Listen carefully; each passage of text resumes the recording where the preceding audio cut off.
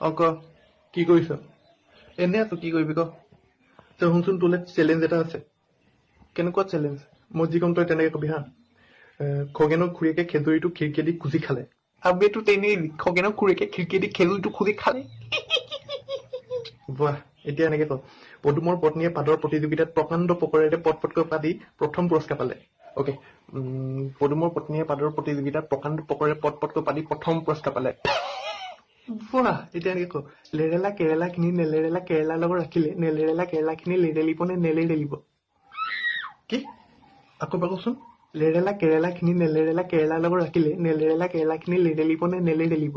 লেৰেলা কেৰেলা নেকেলেলা কেলা কেলা কেলা।